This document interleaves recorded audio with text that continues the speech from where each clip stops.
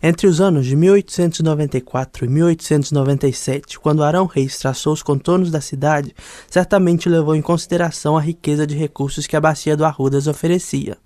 Mas toda essa importância não foi o suficiente para que o rio fosse poupado. 113 anos depois, o que se vê é um rio morto. A solução proposta para o Arrudas pelos governos estadual e municipal foi a construção do chamado Boulevard Arrudas. Mas isto é o melhor a ser feito? O resultado do histórico descaso com os nossos rios é visto todos os anos na estação das chuvas. As últimas enchentes deixam claro que algo tem que ser feito. Por isso, neste aniversário de BH, o Expressão é especial. Para entender os problemas que assolam o nosso principal ribeirão, eu converso com o coordenador da bacia do Ribeirão Arrudas, do projeto Manuelzão, professor Antônio Leite. Professor Antônio, queria primeiramente agradecer a sua presença na Expressão. As ordens. Então, quando a cidade foi fundada, professor, não previa-se um tratamento de esgoto para o Ribeirão? Não, a cidade foi fundada em 1897. Ela foi fruto de um planejamento baseado no município de Washington, dos Estados Unidos. E não levou-se em conta o relevo e a hidrografia. Então, foi projetado ruas, avenidas e praças como se a cidade fosse plana e como se não tivesse rios e córregos.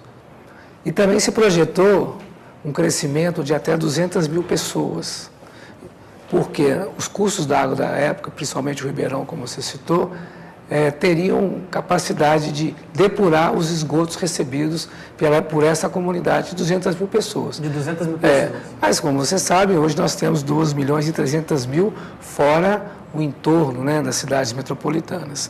Então, o que aconteceu é que o Ribeirão Arrudas foi assassinado, talvez o termo seja muito forte, mas que ele foi completamente poluído e a água não tem nenhuma condição de você depurar uma quantidade tão grande de dejetos como dessa população. E no caso específico dessa situação, nós tivemos o Arrudas só a partir de 2001 que começou a receber um processo de tratamento com a construção da estação de tratamento lá ali no final da Avenida dos Andradas. Primeiro em tratamento primário, em seguida o secundário, e hoje realmente a estação tem condições de depurar 95% da sujeira que cai no rio. Só que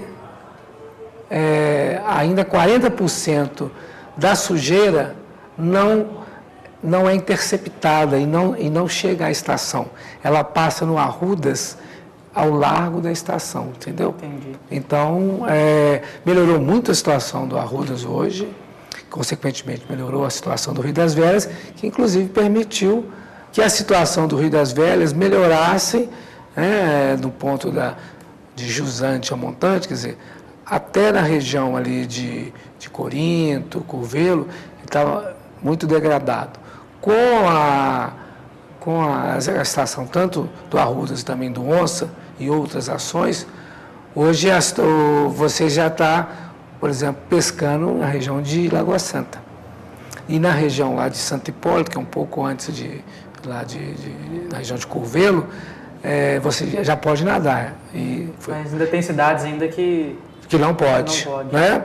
Eu não sei se cabe na matéria aqui, mas no dia 14 de agosto, o governador, o ex-governador e senador, agora senador, Aécio Neves, mais o prefeito de Belo Horizonte, Márcio Lacerda, foram lá nadar nesse trecho. Você quer nadar no Rio? Porque a meta que o projeto estabeleceu em 2003 e 2004, junto ao governo do estado, era que você pudesse nadar, pescar e navegar no trecho metropolitano do Rio das Velhas. Um rio completamente saudável. Mas você não conseguiu, apesar de todas as ações importantes foram feitas. A ET Arrudas, a ET Onça, foi, por exemplo, a questão do lixo, várias ações foram feitas nessa região, mas ainda não foram suficientes para trazer todos os componentes da meta. pescar, já está se pescando aqui na região metropolitana. Navegar é possível, apesar de que um rio que ainda não tem capacidade, não tem balneabilidade, não é muito adequado você colocar as pessoas em contato, né? Então, eu acho que o próximo passo é aprofundar esse tratamento, sobretudo no Arruda, como eu falei no início da conversa, que 40% do esgoto produzido no Vale do Arrudas não chega na estação. Tá? E que sinais que um ribeirão, um rio dá de que ele está morrendo? Desde quando começou a perceber esse processo no Ribeirão Arrudas? A partir dos anos 50 do século passado, quando a população realmente começa a crescer, e aí o rio, que até nessa época era usado por lavadeiras, ele é um primeiro sinal, parece até um sinal ingênuo, mas as lavadeiras vão embora, porque a roupa não fica adequada para o cliente. É o primeiro sinal. Mas você tem sinais mais importantes, né? Primeiro, o mau cheiro, a coloração, né? A água fica mais grossa. Então, é uma água que começa a repugnar. Quando ela aparece, as pessoas se afastam.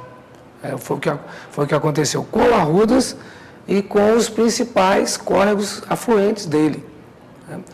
A gente, na cidade, a partir dos anos 60 do século passado, não viu muito nos córregos, porque foi uma política da cidade canalizar esses córregos e tampá-los, né?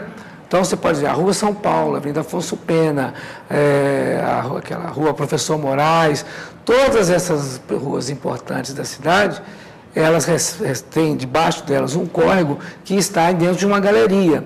Então, as pessoas da cidade não conhecem isso. Creem que é apenas, por exemplo, a Avenida Teresa Cristina, que tem Andradas. Mas aí, um caso do Arrudas, como é um córrego grande, então ele não... Só agora, né? Nesse século agora que a gente começou a tampá-lo. Primeiro fazendo com um nome bonito de Boulevard, a gente fez um Boulevard aí que pega aquela área central, né? E tem já a previsão, já está inclusive iniciando as obras, que estendê-lo realmente até a Teresa Cristina, como você lembrou aqui. No período da Contorno, por enquanto nós estamos falando Contorno e Andradas, um trecho, né? Depois do Parque Municipal, até ali início da subida aquele viaduto que vai para Cristiano Macho, túnel, né? Ali foi duplicado, o rio foi tampado e feito fias sobre ele. Do ponto de vista da cidade, da circulação de veículos, foi muito bom, mas do ponto de vista do contato da água que a cidade tinha, perdeu. E essa questão da relação do Boulevard Arrudas com as enchentes que houveram, ela realmente existiu? O Boulevard Arrudas, em primeira via, se ele não foi tão bem feito quanto deveria ter sido? Não, acho que aí temos que isentar essa questão. Porque o problema das enchentes, ela vai jogar rio abaixo. Onde ele está tampado, ele tem as saídas. Então, o máximo que pode acontecer, sem encher bastante, é alagar superficialmente as avenidas, porque a engenharia utilizada ali previu isso. Mas o Boulevard vem depois de uma etapa anterior, que foi o afundamento do leito do rio, para terminar com as grandes enchentes que aquela região tinha nos anos 70 e 80. Aí isso que era o problema, não sei se vocês são novos, talvez não tenham vivido essa experiência, mas, por exemplo, em 1983, em janeiro de 83, aquela ponte ali da Contorno com a Andradas, que o povo fala ponte do Perrela, ela simplesmente foi levada pela chuva. Você pode imaginar um negócio desse? Porque realmente a violência das enchentes daquela época era muito grande. Aí, a partir daí, foi feita uma obra grande que aprofundou o canal, alargou e aprofundou o canal, colocou aquelas pilastras de contenção e depois disso, realmente, quer dizer, tem mais de 20 anos que você nunca mais teve uma enchente na área central da cidade. O que você tem é um fenômeno, quando tem essas chuvas fortes, no final da Avenida dos Andradas, vira um canhão d'água. E aí, provavelmente, afeta aquela população ribeirinha ali, mas resolveu o problema aqui.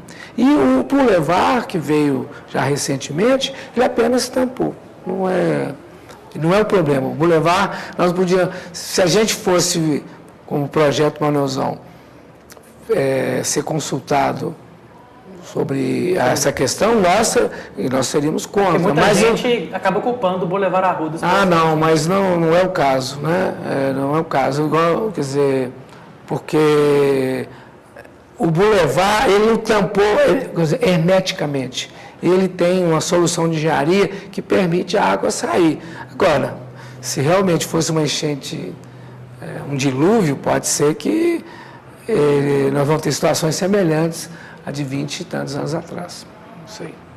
Essa questão dos problemas do rio. O rio é 100% morto, né, o Ribeirão Arrudas? Ele é 100% morto? Ele não tem vida, né? Você não encontra peixe. Então, do ponto de vista de parâmetros bioquímicos e químicos, ele tem muita matéria orgânica. Então, a quantidade de oxigênio dissolvido é próxima de 0 a 0, então não tem vida. Né? E quais são os problemas de saúde que isso pode acarretar na população que sofre com esses problemas de vazão do rio, de enchente? Quando tem uma enchente, o que chama a atenção das autoridades sanitárias é a possibilidade da leptospirose. Ela é uma doença grave, ela advém de uma bactéria presente no rim dos ratos, né, das ratazanas. Então, quer dizer, quando o animal urina, ele deixa aquela bactéria naquela água de esgoto, naquela água de enchente. Então, se a pessoa tem um contato, principalmente se ela tem alguma fissura na pele e tal, ela pode, aquilo penetra e ela tem uma doença que pode ser grave e às vezes fatal. Né? Mas você tem as doenças diarreicas comuns que a pessoa, então as chamadas amebias, a shigelloses, a salmoneloses, que são bactérias, né, que a gente chama de coliformes, que estão presentes nessas águas. Por quê? Quando você tem uma enchente, você mistura a água de chuva, a água de abastecimento e a água de esgoto. Então, consequentemente, aquela água passa a ser uma água insalubre e um contato que as pessoas têm com ela é sujeito a ter doenças. Eu enfatizo a questão da leptospirose, porque é uma doença que aparentemente parece ser uma gripe forte, mas que se não for tratada imediatamente pode levar ao óbito. Certo. Professor, deixa eu fazer uma pausa para ir para o intervalo, a gente volta já. Ok. A expressão vai para um breve intervalo e volta já.